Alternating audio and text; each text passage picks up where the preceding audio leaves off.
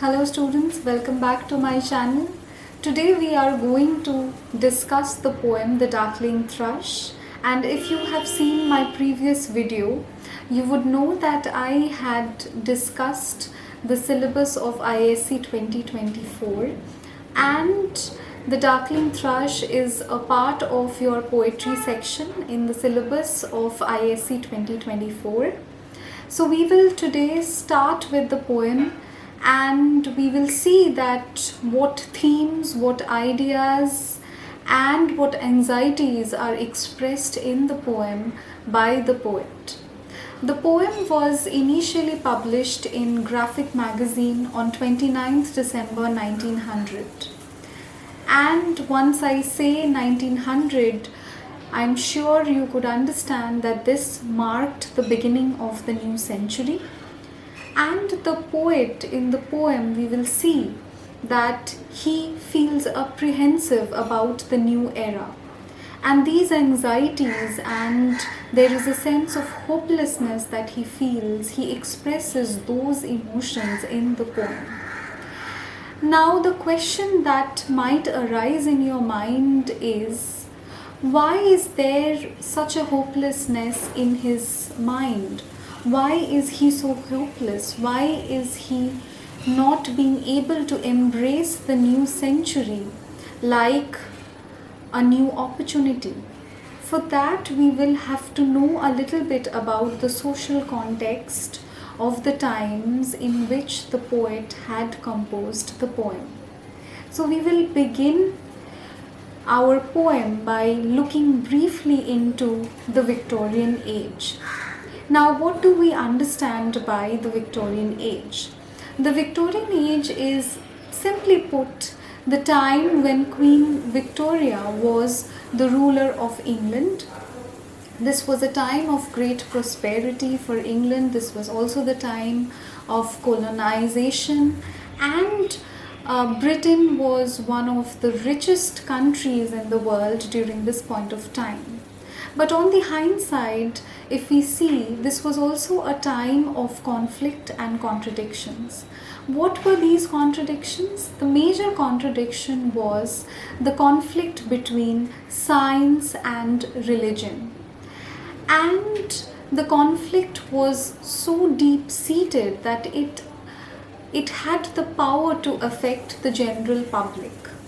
And the poet, being a part of the Victorian society, was also moved and troubled by the new discoveries that were made in science and that questioned the very existence of God, and it also questioned the diktats, the instructions that were given by the church, the theories that were given by the church.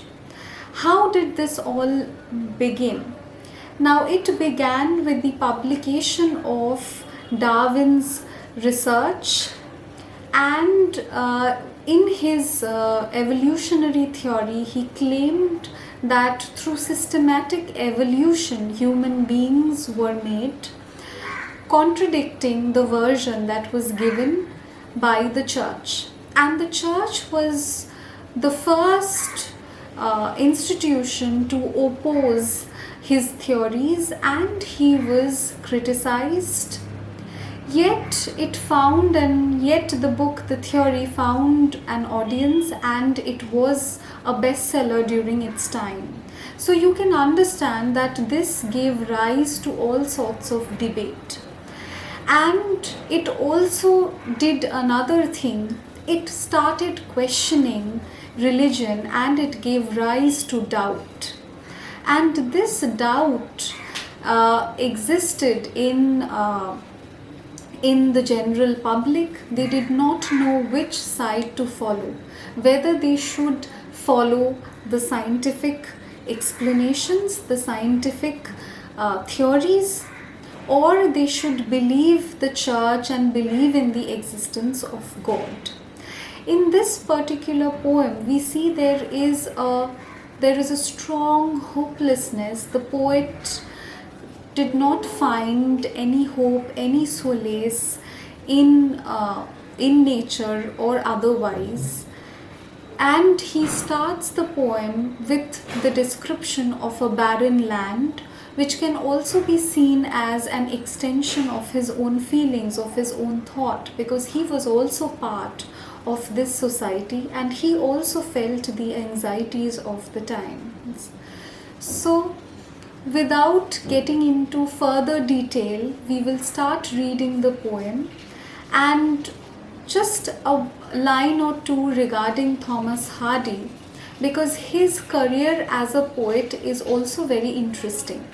How is it interesting? He was one of the most celebrated authors, novelists of the Victorian times, while he was a celebrated poet in the modern time, in the modern era. So he shares both the times, and so we find that his poem, though published in 1900, still mirrors the worries, the troubles, the anxieties of the Victorian society. So it is important that we know a little bit about the Victorian time, especially about this conflict between religion and science. So we start with the poem. I leant upon a coppice gate when frost was spectre grey. So here we find the poet starting the poem with the first person narrative, and he says, I leant upon a coppice gate. He was leaning upon a coppice is wooden gate when frost was spectre grey, and the frost has appeared, has developed a ghostly quality. Spectre means ghost, grey is, it is pale like ghost. Frost is in capital, as if there has been a sort of personification. The poet has used personification, and it is and he's comparing the frost to a ghost, though it is not a person, but there has been some kind of comparison, and that is why he uses the capital F in frost. And winter's dregs made desolate, and the remainder part of winter dregs means the remaining part, the last bit that is left of winter, made desolate the weakening eye of day. Desolate is the scene, the landscape looks more desolate, looks more gloomy, more lonely. And the weakening eye of day. The weakening eye of day is a metaphor. The eye is the sun, and it is an indication that light is slowly fading and the sun is about to set. It is at dusk that the poet stands and looks at the landscape, and it is looking more desolate, more barren. The tangled vine stems scored the sky. So he could see the tangled vine stems. Tangled vine, these are the climber trees, and we can imagine that these stems were, perhaps these trees were in full bloom during summer, but they are now dried up. And it is scored means lined the sky. It has lined the sky like strings of broken lyres. So the poet uses a simile, and he says that it is similar to the broken strings of a musical instrument. Lyre is like a wind harp, and the musical instrument, it feels, has been broken. So there is no music, no harmony, no peace around. So it only shows discord and disharmony. And all mankind that haunted nigh had sought their household fires. And all mankind around him, he cannot see any human being walking around.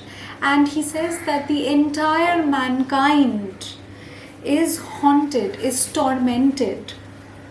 And they had sought their household fires. So they went back inside their homes, and they went back, retired to the comforts of their household fires. They are there safe because they do not wish to venture out in this harsh climate. And also it has an inner meaning, it has a metaphorical meaning to it. It also shows that the mankind do not have any life or vibrancy in them anymore, and they are trying to hold on to whatever little bit they have. So they have returned to whatever comfort they can find in their homes. Now we move on to the next stanza of the poem, and here we see that the poet uses the metaphor of death, numerous metaphor of death, and he calls the century, compares the century to a corpse. The land's sharp features seem to be the century's corpse outlined. So he is referring to the close of the 19th century, he is referring to the end of 19th century, and he calls it a corpse. He refers to it as a carcass, as a dead body. Do not use this expression dead body in your answers. It is only given to you all so that you can understand it better. But do not write it in your answers because it appears a little informal. So please do not use it. So the poet is comparing the harsh landscape to the century's corpse, and it is like as if the landscape is such as if the century, the corpse, has been outlined, has been stretched out in front of them, because everything is barren and dead. The entire land mass is dead, and it is similar to the 19th century, which has also come to a close. So the poet makes this comparison. His crypt the cloudy canopy, and he looks at the sky and he cannot see the sky, the shade and the cloud that is there. He cannot see it as something bright, and he compares it to a tomb. A tomb is a structure that is constructed in order to cover a burial ground, And he says the sky is acting like that. The sky is acting as the tomb of the barren dead land, and the wind its death lament, and the wind is lamenting the end of the century.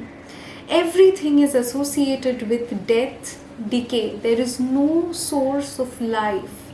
And we see that in the second stanza, the use of alliteration that we find in century's corpse and cloudy canopy, we see that it heightens the effect, the sound of sharpness, as if we can feel the sharp structure.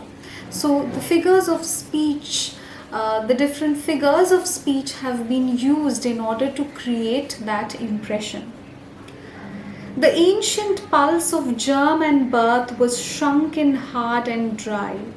The ancient pulse is the ancient life force that gives birth to plant as well as to animals. That life force was shrunken. It is lying deep inside the frozen earth. It has been shrunk hard and dry. It is dead. It is not in a condition to germinate or give life. It is not in that condition any longer. And every spirit upon earth seemed fervorless as I. Fervorless is without passion, and the poet says that every spirit, everything around, everything that he can witness upon earth seemed without passion, without any vibrancy, without any love, as I. So the poet poet expresses his feelings and he says that I am fervorless, I lack passion, I cannot see any hope. And everywhere around and every spirit around, whichever part the poet can see, looks fervorless, looks without passion, without any sort of intensity.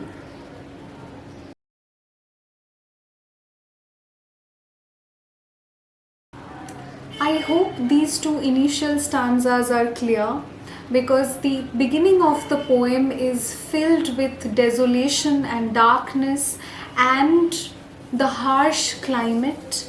The tone of the poem will significantly change in the next part of the poem, which we will deal with in the next video. And it is essential that we separate these two sections so that we can mark, we can point out the two sections clearly so that you can understand the distinction between the tone clearly. So we will again continue with the poem in our next video. For now, if there is anything that I might have missed out, if there are any expressions, any lines, any words that you would want me to repeat from these two initial stanzas, please write it in the comment section. I will get back to you. I will try my best to address those confusions in my next video. And also please write in the comment section the chapters, the poems, the stories that you would like to you would want me to start, you would want me to explain. I would look forward to your suggestions.